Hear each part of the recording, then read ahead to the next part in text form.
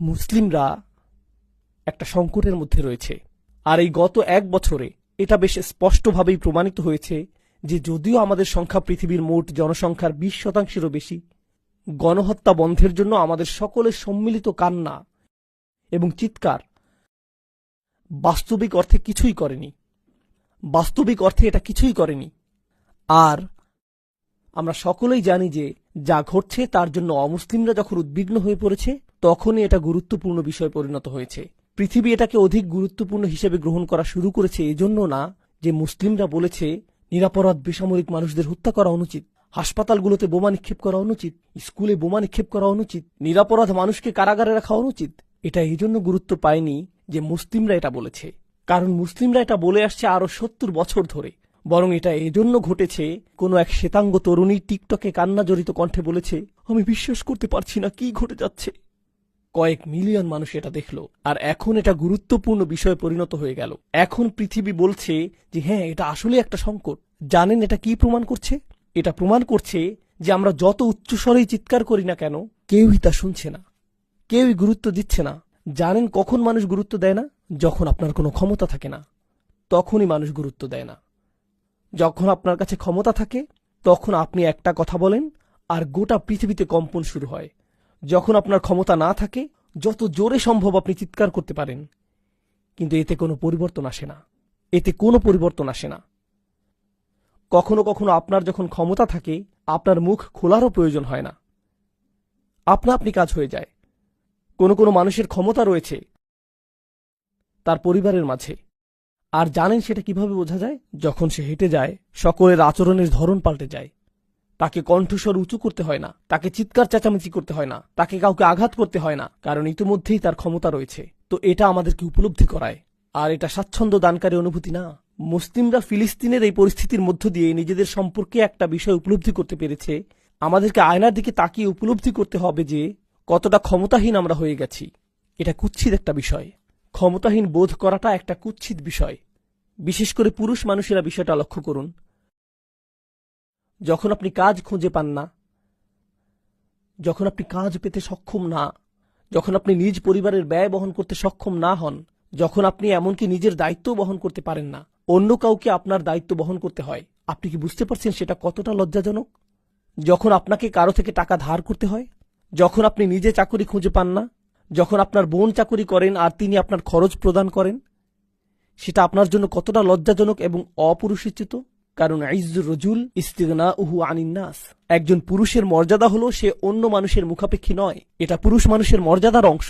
আমাদের ইজ্জত যদি থাকে, আমাদের যদি আত্মমর্যাদা থাকে, যা আল্লাহ পুরুষ মানুষকে দান করেছেন, সেক্ষেত্রে এটা মৃত্যুর সমান মনে হয় যখন আপনি কারো সামনে হাত পাতেন এবং বলেন, দয়া করে আমাকে সাহায্য করুন। এটা মৃত্যুর মতো মনে হয়। এটা মৃত্যুর চেয়েও বেশি মনে হয় যে আমি দায়িত্ব নিতে অক্ষম, আমি কিছু করতে অক্ষম।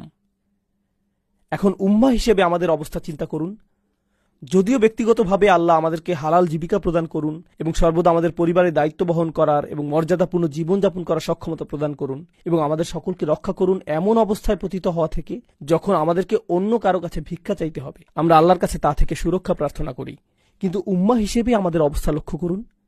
ব্যক্তিগতভাবে না, রাসূল সাল্লাল্লাহু আলাইহি সাল্লাম এই গোটা উম্মাহকে একটি দেহের সাথে তুলনা করেছেন, তাই না? তিনি বলেছেন এটা এক অভিন্ন দেহের মতো। আমরা যদি একটি দেহ হই, আমরা কি সর্বদা ভিক্ষা করছি না? আমরা কি সর্বদা অন্য মানুষের কাছে ভিক্ষা চাইছি না? আমরা কি সর্বদা তাদের দূতাবাসগুলোর সামনে এবং তাদের সরকারি আমলাদের সামনে দাঁড়িয়ে বলছি না যে দয়া করে থামুন, আমরা আপনাদের কাছে সাহায্য চাই, দয়া করে আমাদের কথা শুনুন? এটাই কি আমাদের অবস্থা না?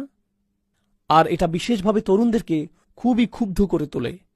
আল্লাহ আমাদেরকে অত্যন্ত শক্তিশালী একটি আয়াত দান করেছেন, ক্ষমতা তৈরি করো, ক্ষমতা তৈরি করো, এটা তোমাদের প্রয়োজন হবে। আর আল্লাহ আমাদের বলছেন যে কিভাবে ক্ষমতা তৈরি করতে হবে। আমাদেরকে শিল্প কারখানা তৈরি করতে হবে। সমস্যা হলো বিশেষত তরুণরা যারা এখন শুনছেন, আধুনিক বিশ্বে বেশিরভাগ তরুণদের ক্ষেত্রে কি ঘটে? আপনি যখন বেড়ে উঠতে থাকেন, আপনাকে বলা হয় তোমাকে স্কুলে যেতে হবে এবং স্কুলে ভালো ফলাফল করতে হবে, এরপর একটা চাকুরি পেতে হবে, আর যখন তুমি চাকুরি পাবে তখন তোমার পরিবারের দায়িত্ব নিতে হবে, আর যখন তুমি এই পরিমাণ টাকা উপার্জন করবে তখন বিয়ে করতে পারবে, যখন তুমি বিয়ে করবে এরপর একটা ফ্ল্যাট কেনার চেষ্টা করবে, একটা ফ্ল্যাট হওয়ার পর এখন তোমাকে বাড়ির মালিক হতে হবে, এরপর একটা গাড়ি কিনতে হবে, এরপর সন্তান হবে, আর এর সাথে আসবে সন্তানের খরচ। তো আপনি জীবনের বেশিরভাগ অংশই এই চিন্তায় ব্যয় করছেন যে পরবর্তী চেকটি কোথা থেকে আসবে, অর্থ কোথা থেকে আসবে। এর মাঝখানে সুযোগ পেলে উম্মার সমস্যাগুলো নিয়ে সামাজিক মাধ্যমে পোস্ট করতে হবে।